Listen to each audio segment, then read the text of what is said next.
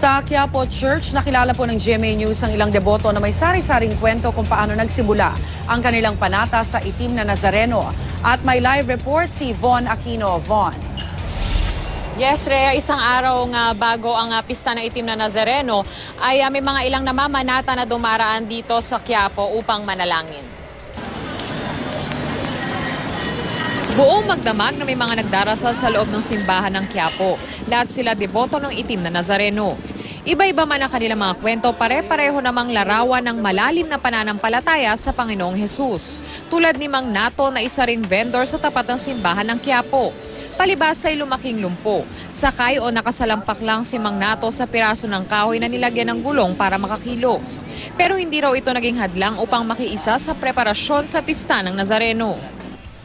Tumutulong ako sa pag-aayos ng pila, sa pagpapahalik. Tumutulong ako dahil kung minsan kasi napapansin ko, lalo na't malapit sa pwesto ko, nagiging magulo. Hindi ko na iniisip na kung may kapansanan ako. Basta naglilingkod ako sa kanya ng buong tapat.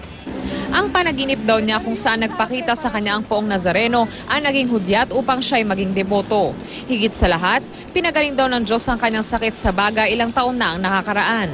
Himala rin daw ng Panginoon ang inspirasyon sa 29 na taon ng deboto na Nazareno na si Tatay Donnie.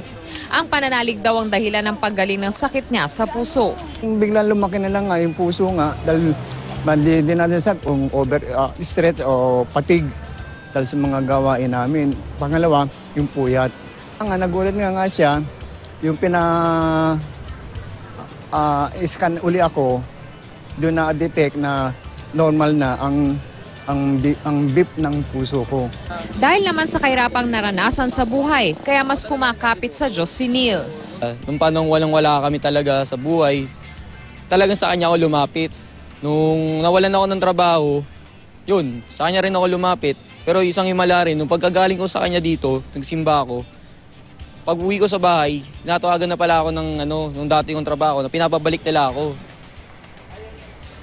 Rhea, sa ngayon ay tuloy-tuloy pa rin ang selebrasyon ng banal na misa. No, katunayan, katatapos pa lamang nung isang misa, kaya naman may mga ilang tayong kababayan na narito sa labas ng Quiapo Church. Bagamat walang aktibidad dito ngayong araw, ay mananatili daw ang mahigpit na seguridad sa loob at labas ng simbahan.